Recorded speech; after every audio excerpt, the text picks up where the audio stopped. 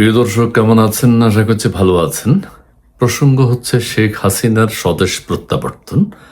তিনি একটা নিউজ চ্যানেলে ঘোষণা দিয়েছেন যে তিনি দেশে ফিরবেন এবং সেটি ডিসেম্বরে।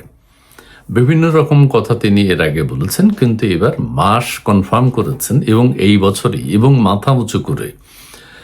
এখন যে বিষয়টি আমরা আওয়ামী লীগের নেতাকর্মীদের বক্তব্য শুনছি, বিশেষ করে যারা বিদেশে আছেন, তারা যে বক্তব্যগুলো দিচ্ছেন তাতে মনে হচ্ছে যে শেখ হাসিনা দেশে ফিরবেনই এবার। ঠিক আছে, আমরা সিলেটের মেয়র আনোয়ারুজ্জামান চৌধুরীর বক্তব্য শুনলাম এবং সাবেক মন্ত্রী ব্যারিস্টার সম রেজাউল করিমের বক্তব্য শুনলাম। তাদের বক্তব্য শুনে যেটি মনে হয়েছে, তারা শেখ হাসিনার সাথে দেখা করেছেন, সম রেজাউল করিম দেখা করেছেন, আরও অনেকেই দেখা করেছেন। ইউরোপ, আমেরিকান নেতৃবৃন্দ যারা আছেন তারা ইন্ডিয়াতে গিয়েছেন, নেত্রীর সাথে কথা বলেছেন এবং তাদের সাথেও যে কথা হয়েছে তারাও বলছেন যে আসবেন। আনোয়ারুজ্জামান চৌধুরীর সিলেটের মেয়র, সাবেক মেয়র, তার বক্তব্য শুনলাম যে তারা ইংল্যান্ড থেকে 10টি চার্টার প্লেন নিয়ে বাংলাদেশে আসবেন এবং সেখানে ইউরোপ আওয়ামী লীগের নেতৃবৃন্দ যারা আছেন তারাও ইংল্যান্ডে জড়ো হচ্ছেন এবং আমেরিকাতে যারা আছেন তারা আমেরিকাতে জড়ো হচ্ছেন। এইভাবে বিভিন্ন দেশ থেকে তারা আসবেন। এটি তাদের কথা থেকে যেটি শুনলাম নিশ্চিত হয়ে গেছে এবং ধারণা করা হচ্ছে, তারা এটাও বলেছেন যে সারা পৃথিবীর প্রায় 200টি নিউজ মিডিয়া এটি কাভার করার চেষ্টা করবে। এটারও একটা লিস্ট করা চলছে। তার মানে হচ্ছে ঘটনার সত্যতার দিকে যাচ্ছে। শেখ হাসিনা যেটা কথা বলেছেন, নেতৃবৃন্দের কথা শুনে এখন যেটি মনে হচ্ছে, তারা কনফার্ম করে বলছেন যে নেত্রী যেহেতু বলেছেন দেশের নেতা কর্মীদেরকে নিয়ে বিভিন্ন দেশে যারা আছেন তাদেরকে নিয়ে তিনি দেশে প্রবেশ করবেন এবং সেটি ডিসেম্বরে। এই নিয়ে ব্যাপক আলোচনা হচ্ছে সামাজিক যোগাযোগ মাধ্যমে। আমাদের মেইন স্ট্রিম মিডিয়াগুলোতে আমরা সেটি দেখতে পাচ্ছি না।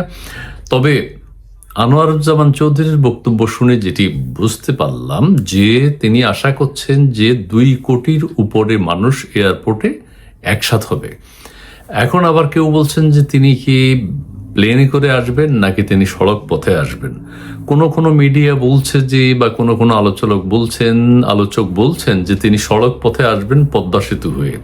সেটি যদি হয় তাহলে তো এয়ারপোর্টে তিনি আসবেন না। আনোয়ারুজ্জামান চৌধুরীর বক্তব্য যেটি শুনলাম যে নেত্রী এয়ারপোর্টে আসবেন, সেদিন এয়ারপোর্টে 2 কোটির উপরে, অন্তত 2 কোটি মানুষ একসাথ হবে বাংলাদেশ থেকে, নেতা কর্মী সাধারণ মানুষ সহ।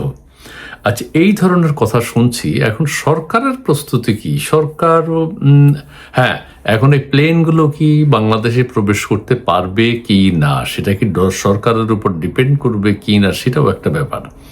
তবে নেতাকর্মীদের আলোচনার মাধ্যমে এখন যেটি বুঝতে পাচ্ছি, বা আপনারাও বুঝতে পারছেন, যে শেখ হাসিনা এবার দেশে প্রবেশ করবেন। তবে সাধারণ মানুষ কিন্তু তাকে ওয়েলকাম জানাচ্ছে, তিনি যাতে আসেন এবং দেশে তার বিরুদ্ধে যে মামলা করা হয়েছে, তার বিরুদ্ধে যে রায় দেওয়া হয়েছে, সেগুলো তিনি মোকাবেলা করবেন এবং দেশের জনগণকে নিয়ে মোকাবেলা করবেন।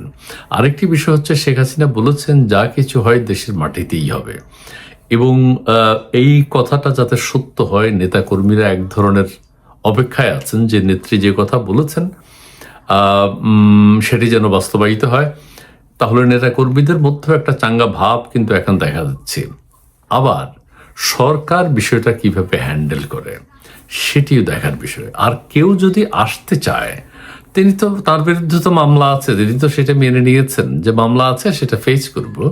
তিনি যদি প্রবেশ করতে চান, সরকারের সেখানে বাধা দেওয়ার কোনো কারণ আছে বলে অনেকে মনে করছেন না। ঠিক আছে, আচ্ছা, কেউ যদি আত্মসমর্পণ করতে চান, কেউ যদি আদালত ফেস করতে চান, সেই ক্ষেত্রে সরকার বাধা হলে এটা কিন্তু ইন্টারন্যাশনালি সরকারের নেগেটিভ দিকই উন্মোচন করবে। সো যেহেতু ইন্টারন্যাশনাল মিডিয়াগুলো কাভার করতে চায়, তারাও আসতে চায়, দেখতে চায় পরিস্থিতি কি দাঁড়াবে, কি হয়, সরকার এখানে বাধা হয়ে দাঁড়াতে পারবে না। যাই হোক, আমরা এখন আওয়ামী লীগের নেতাকর্মীদের বক্তব্য শুনে যেটা বুঝতে পাচ্ছি, শেখ হাসিনা যে কথাটি বলেছেন সেটা তিনি বাস্তবায়িত করবেন এবং তিনি ডিসেম্বর অথবা ডিসেম্বরের আগেই দেশে প্রবেশ করার একটা উদ্যোগ নেবেন। ধন্যবাদ। দেখা যাক কি হয়। আমরা তো দেখার বিষয়, আমরা দেখব, আমরা দেখতে চাই কি ঘটে, কি ঘটানো হয়। ধন্যবাদ।